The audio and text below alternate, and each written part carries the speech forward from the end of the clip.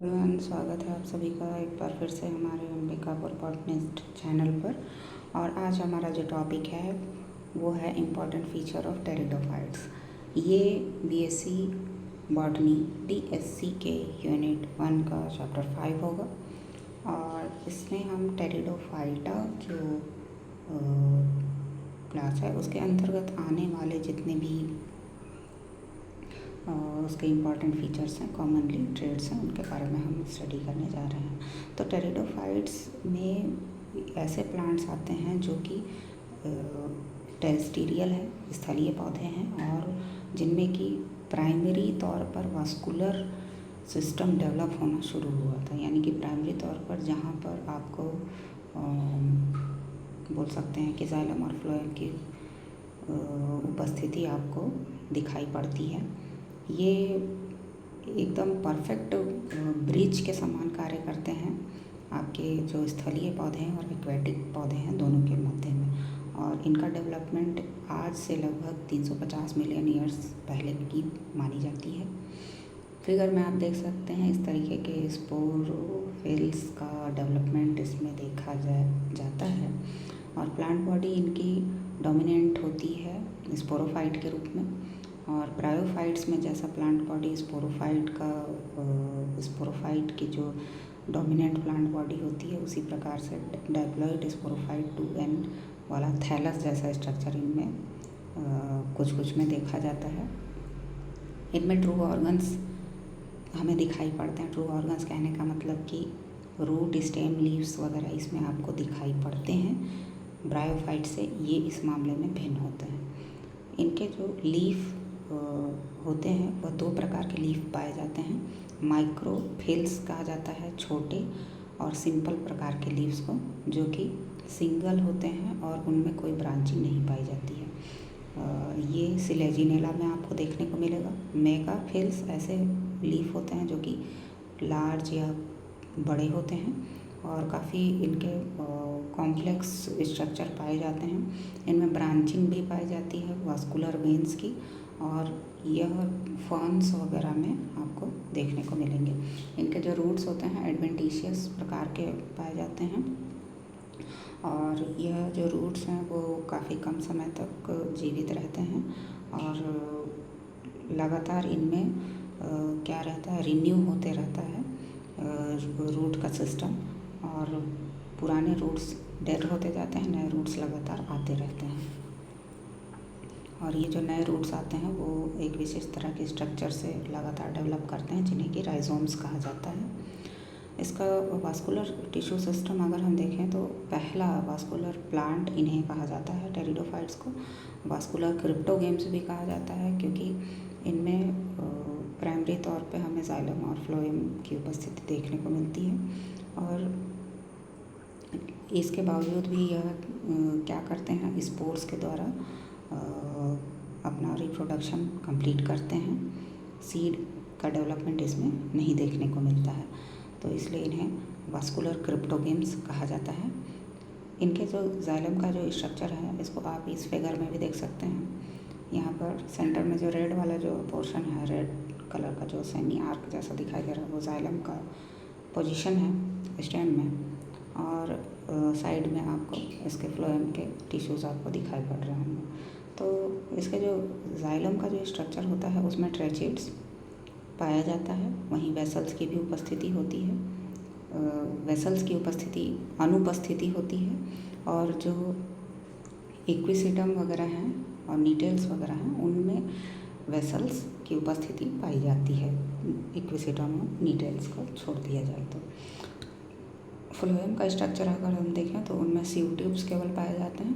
Companion cells वगैरह का अभाव इसमें होता है। स्पोरेंजिया और स्पोर टाइप्स को अगर हम देखें तो स्पोरोफिल्स या सोराई नामक स्ट्रक्चर इनमें पाया जाता है। तो स्पोरोफिल्स क्या होते हैं? स्पोरोफिल्स विशेष तरह के स्ट्रक्चर्स होते हैं जो कि फर्टाइल लीव्स के ऊपर डेवलप करते हैं, और यह स्पोरोफिल्स अपने भीतर में विशेष तरह के अंग कैरी करते हैं जिसको कि स्पोरेंजिया कहते हैं। और इसी स्पोरेंजिया के भीतर में स्पोर्स का निर्माण होता है। यानी फर्टाइल लीव्स को हम स्पोरोफिल्स कहते हैं।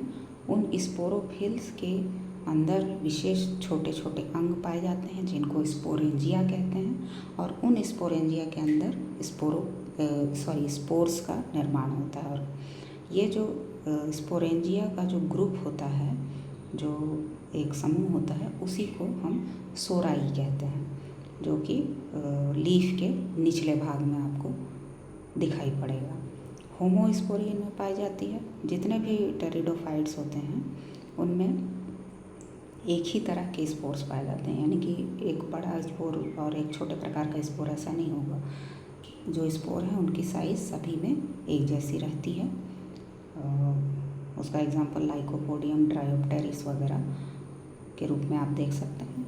कुछ में कुछ एडवांस फॉर्म भी हैं टेरिडोफाइट्स के, उनमें हेटेरोस्पोरी भी देखने को मिलता है। जो छोटे स्पोर्स होते हैं जो कि मेल प्रकार के होते हैं उनको हम माइक्रोस्पोर्स कहते हैं। वहीं जो फीमेल प्रकार के स्पोर्स होते हैं उनको हम मेगास्पोर कहते हैं, जो कि लार्ज साइज़ के होते हैं। ये हायर प्रकार के टेरिडोफाइट्स जैसे कि सिलेजिनेला और मार्सिलिया में आपको देखने को मिलते हैं। अल्टरनेशन ऑफ जनरेशन इनमें देखा जाए तो हैप्लॉइड गैमेटोफाइट के रूप में इनका शुरुआत आपको देखने को मिलता है। स्पोर जर्मिनेट होने के बाद एक स्मॉल स्ट्रक्चर का निर्माण करता है जो कि फोटोसिंथेसिस करने में सक्षम होता है और हार्ट शेप का फ्री लिविंग होता है। ये गैमेटोफाइट जो है प्रोथैलस कहलाता है।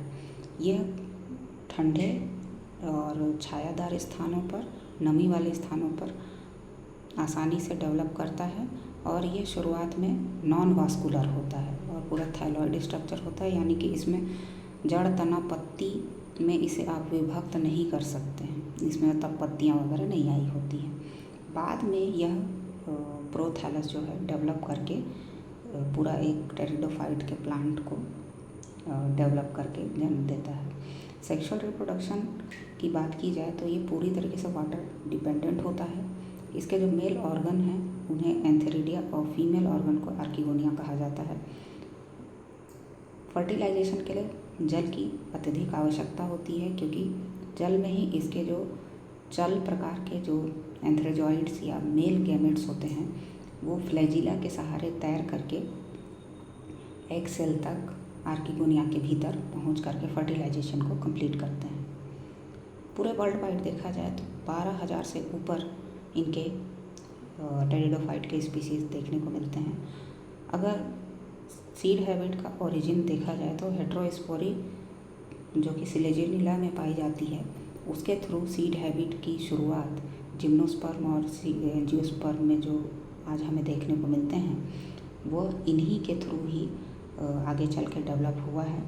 फीमेल गैमेटोफाइट मेगास्पोरेंजियम के रूप में पाया जाता है और वह पेरेंट स्पोरोफाइट की भांति कार्य करता है और पूरे एम्ब्रियो को पोषण देने के लिए और उसके सुरक्षा के लिए और लास्ट में उसको उसके डिस्पर्सल में भी यही भाग जो है सहायक होता है। क्लासिफिकेशन अगर हम देखें और इसके ग्रुप्स के बारे में देखें तो पहला जो ग्रुप है वो है सिलोप्सिडा। ये मोस्ट प्रिमिटिव प्रकार का क्लास है जिसमें कि रूट्स नहीं पाए जाती हैं और बहुत ही घनी ब्रांचिंग पाई जाती है और इसके केवल स्टेम होते हैं। लीव्स टाइप के स्ट्रक्चर इनमें पाए नहीं जाते हैं जिनमें कि फोटोसिंथेसिस हो की क्रिया पाई जाती है। एग्जाम्पल इसका सिलोटम है। अगला इसका जो ग्रुप है उसे स्फेनोप्सिडा कहा जाता है। स्फेनोप्सिडा का एक और नाम है हॉर्सटेल।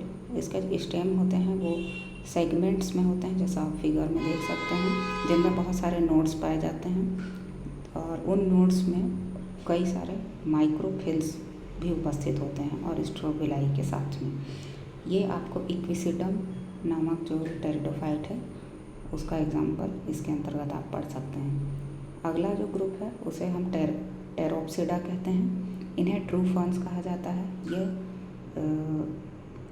अपने ग्रुप के सबसे लार्जेस्ट प्रकार के टेरिडोफाइट्स हैं और इनकी जो पत्तियां हैं वो पंख की जैसी होती हैं और इनमें पत्तियों के निचले भाग में आपको बहुत सारे स्पोर प्रोड्यूसिंग स्पोरोफिल्स, स्पोरेंजिया मिल जाएंगे स्पोरोफिल्स के नीचे में।